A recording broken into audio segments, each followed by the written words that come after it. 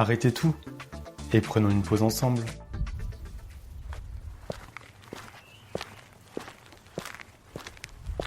Bonjour à vous. Aujourd'hui, j'aimerais qu'on parle d'un moment un peu particulier, celui où les journées raccourcissent, où le soleil se couche plus tôt et où la lumière devient dorée, presque timide.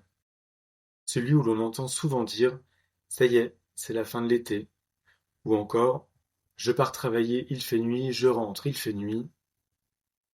Pour beaucoup, c'est le signal que l'hiver approche, que le moral descend, que la lumière file entre les doigts. Et pourtant, moi je dois l'avouer, j'adore ce moment-là. Oui, j'aime aller travailler quand il fait encore nuit, j'aime cette impression que le monde dort encore, que la ville me laisse un peu d'avance sur elle. Les rues sont vides, les vitrines sont encore sombres, et dans l'air, il y a ce mélange d'humidité et de silence qui ne ressemble à aucune autre saison.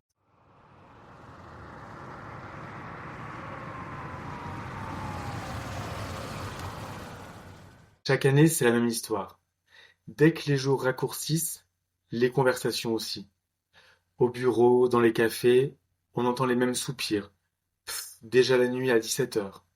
Ou encore, je peux plus, j'ai besoin de lumière. Et je les comprends.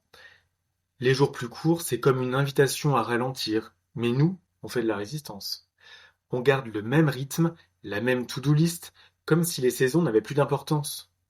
Alors forcément, ça peut coincer. On se lève dans le noir, on rentre dans le noir, et entre-temps, on court après une lumière qu'on ne voit presque plus. Donc pas étonnant que certains aient l'impression d'un tunnel sans fin. Mais ce qui me questionne, c'est notre rapport au temps, à la lumière, à cette idée que la journée vaut plus quand elle est longue, comme si la durée du jour déterminait notre humeur, notre efficacité, notre joie même. Et pourtant, il y a dans l'obscurité quelque chose de beau, quelque chose que moi j'aime retrouver chaque année. Je me souviens de matins d'octobre, vers 6h30 en allant au travail, l'air froid, les lampadaires projetant ces halos jaunes sur les trottoirs mouillés, et chaque pas faisant un petit clac régulier. Je lève les yeux vers les fenêtres des immeubles, presque toutes éteintes, sauf quelques-unes, nous permettant d'imaginer les habitants en train de se réveiller, de deviner le bruit de la cafetière et l'odeur s'en dégageant, accompagnée de celle du pain grillé. J'ai cette impression d'avoir la ville pour moi tout seul. Cette sensation, c'est difficile à expliquer. C'est un peu comme si le monde entier nous laissait respirer avant de se réveiller. Comme si pendant quelques minutes tout s'arrêtait. Vous voyez, il y a une explication à tout ça. Notre corps, lui, ne ment pas. Quand la lumière diminue, notre cerveau produit plus de mélatonine, l'hormone du sommeil. C'est biologique. On a naturellement envie de se poser, de ralentir. Mais dans nos vies modernes, on n'écoute plus beaucoup ce signal-là. On boit un café, deux, trois, on allume nos écrans à pleine puissance, et on fait comme si de rien n'était. C'est peut-être pour ça que certains détestent l'automne, parce qu'il leur rappelle, malgré eux, qu'ils ont besoin de repos, qu'ils ne sont pas des machines. Il y a aussi une dimension culturelle, bien sûr. On associe la lumière à la vie, à la joie, à l'énergie. Et la nuit, elle a toujours été chargée d'un certain mystère, parfois d'une inquiétude.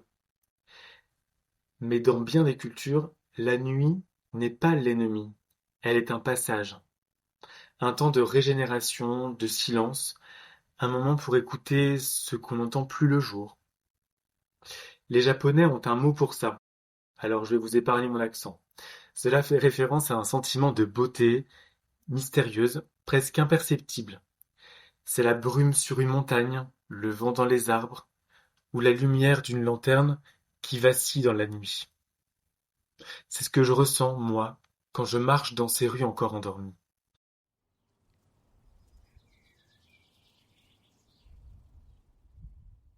Et puis il y a cette idée étrange que la belle saison est derrière nous, comme si tout ce qui venait après septembre n'était qu'une longue descente. Mais regardez l'automne, les couleurs, les odeurs, cette lumière rasante du soir, on pourrait presque croire que la nature, avant de s'endormir, nous offre un dernier spectacle. C'est peut-être ça, au fond, que j'aime tant. Ce sentiment de transition, de passage, cette invitation à se recentrer sur toi, sur nos proches, notre cocon, à faire un peu de place au calme, à l'intime.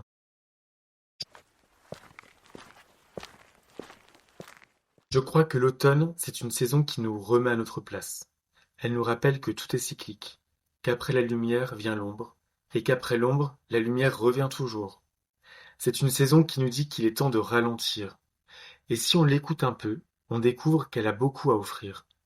Parce que soyons honnêtes, il y a quelque chose de réconfortant à retrouver le cocon. Les lampes allumées, les plaids, l'été fumant.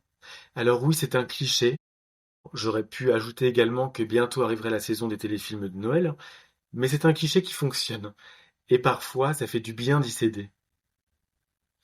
Moi, ce que j'aime, c'est arriver au travail très tôt, quand tout est encore silencieux, les couloirs ne sont pas encore éclairés, et seul le halo de ma petite lampe dessine un coin de lumière sur le bureau. Mon café fume à côté du clavier, et dehors, la ville s'éveille à peine. Il y a quelque chose de presque intime dans ce moment-là. J'aime cette ambiance cosy, un peu feutrée, où tout semble suspendu. Où je peux commencer ma journée en douceur, avant que le bruit, les voix et l'intensité de la journée ne prennent toute la place. C'est mon moment préféré, celui où la nuit s'efface lentement et où la lumière recommence à jouer avec les ombres. Et peut-être que c'est ça, aimer l'automne. Ne pas chercher à fuir la mélancolie, mais la traverser avec douceur. Se dire que la beauté n'a pas besoin d'éclat pour exister, qu'elle se cache parfois dans les choses les plus simples. Une buée sur une vitre, une rue vide, ou la lumière d'un réverbère sur les pavés humides, ou une lumière au coin du bureau.